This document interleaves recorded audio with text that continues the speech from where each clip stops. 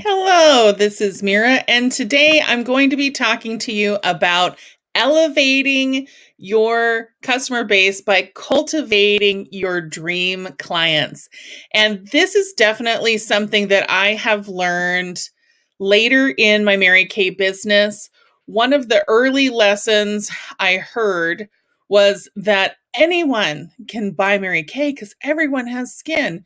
And while it is true that all are welcome in direct sales, not everyone is an ideal customer match for your business, for your product line, or for you personally.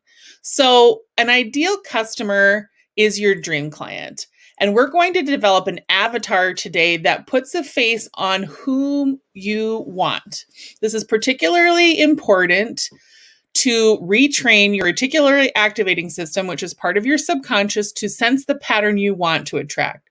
Whatever you think about most is what you attract. So most consultants, no matter what company they're in, make the mistake of saying, well, I don't want this. Well, I don't want this. Well, I don't want this. And then your brain is like, this. So it's like when you buy a car or you're looking at a car. I recently ordered a white Tesla Model Y, which is going to be delivered sometime in the next few months. And I know Teslas were around here in Boise when I ordered it only 6 weeks ago. But do you know how many more I have been seeing that probably were here?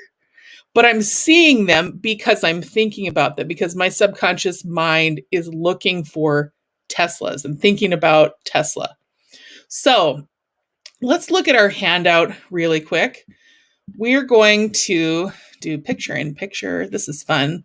And I'm going to get this ready for you. So your ideal customer avatar, you're going to start out with some age and gender demographics.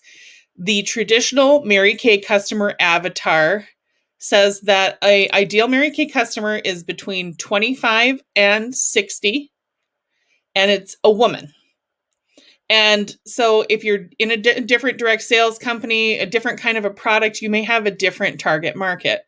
Now, it may seem weird, rude, judgmental, selective to look at things like educational level, marital status, children, household income, open to product line.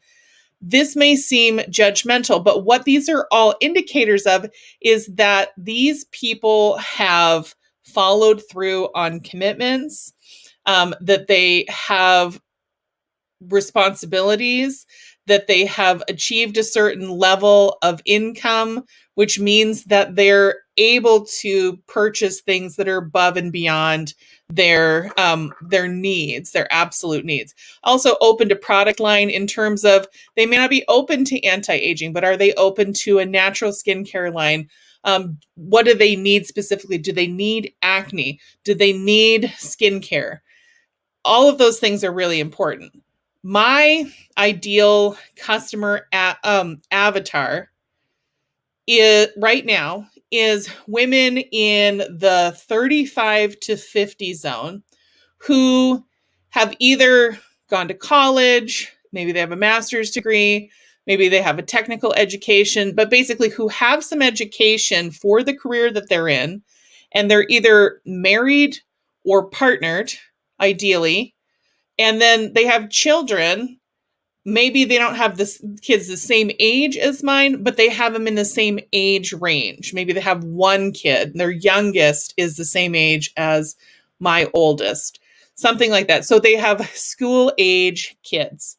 Household income, I think the median household income in our area is about $67,000. So I definitely have it in that because most of my ideal people are either two income families or one income, and she or he is able to stay at home and be more available to the kids in lieu of daycare. So open to the product line. I'm looking for people who are open to any of our product lines because people in my ideal customer demographic have teenagers who have acne. They have older people in their family who are going to be interested in advanced anti-aging, and they're looking at that for themselves. And they may also have specific convictions about natural products that they want to be using, things that are more naturally derived, that are safe, that have been tested, that don't test on animals, all those different things. Now, when we get down to the psychographics, that's where things get interesting, because your psychographics are that's where we really want to hook into the different buying emotions that they're having, the fear, the pain, the problem, the solution. So my ideal customer definitely is interested in problem solution. And let me see if I can find my notes really quick so that I can tell you. I just had a huge brain fart. My ideal customer is definitely interested in problem solution, but she is also looking at the whole idea of missing out on things, on being able to stop a pain point for her child, for herself, being able to deal with being uncomfortable with, how her skin is right now, and that she's been frustrated that she can't solve her problem with any of the other things that she's tried so far, and she doesn't have time to go find and research a whole bunch of different things. So that's really what I'm looking at. So those are her things. Now, her wants and needs, for me, my ideal customer is going to value the fact that I have a lot of experience and who needs great customer service and who values exclusivity, because that's what I have to offer specifically. Now, I'm looking for people under their positive qualities. I'm also looking for people who have 4 to 6 circles of influence, who are willing to refer. So I also like to do business with people who have a business, because they're very tit for tat in that way. And I appreciate and respect that. And I know how to motivate that. So you can see that there's a whole bunch of different things that are positive qualities that you're going to work on besides just their demographics, their psychographics. And by utilizing these different things, this is really going to help you to be able to get what you want out of your customer relationships, and to be able to be more powerful in each interaction. So when you have identified your ideal client, and I know at first it's going to be really hard to narrow that down, because when you're new or when you're building, you're like, well, I'll take anyone. And that's true. Anyone who comes is definitely somebody who you want to treat with golden rule customer service, help them find what they're looking for, give them respect out the door, follow up with 2 + 2 + 2, and enroll her for your beauty cards, for the look catalog, at least for the next quarter, and then be able to help develop her into one of your raving super fans.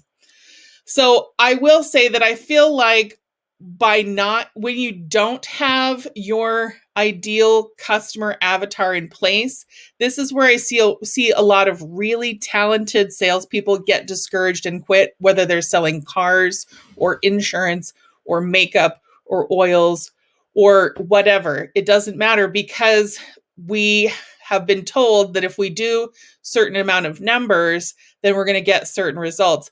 And while it is true that when you do certain amount of numbers, when you talk to 10 people, 3 people are going to say yes. Sometimes you get that, 3 and 10 in third increments of 30, where 6 people say yes on their own, and a lot of people say no.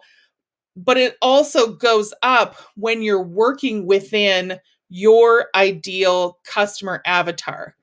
And it's really important to do this as well, because even extroverts have a limited capacity for how many people they can be in a relationship with. Yes, it's true. And I think that the top number that I have heard is that extroverts can be maintaining some type of relationship with a minimum or a maximum of 250 people at a time. And that's not where you're close to everyone. That's where you are able to like keep them in your mind and be able to have give and take with them. So if you're introverted, that number goes down significantly in terms of what you have energy for. And so for those of you who are introverted or who want to make sure you're not working way too hard, developing your customer avatar and really focusing in on that ideal customer is going to help you work a lot smarter without having to work as hard. And ever since I have put this into my business, which has only been in the last about 3 years, it's amazing. Now that I know who I'm looking for, my brain is not overwhelmed. And all of a sudden, there are people everywhere. Like when I go to the doctor's office, there's someone who's like, "Oh, do you have a Mary Kay card? I was thinking about signing up. I haven't found anybody." I mean, I feel like at least every week there are about 5 people who push themselves into my space because my brain knows what I'm attracting. And I'm asking for, instead of asking for 10 referrals, I'm saying, give me your 2 best. And this is who I'm looking for specifically. It gives me bullet points that I can tell my clients when they're making referrals for me. So thanks so much for watching. I hope you find this helpful, and the ideal customer avatar is available in our Facebook group. If you're watching this later and you're not a member of my personal unit, send me a message and I will email you that. And you can also get it from the ICANN Institute by Deb Erickson. Have a great day, and we'll see you later. Bye-bye.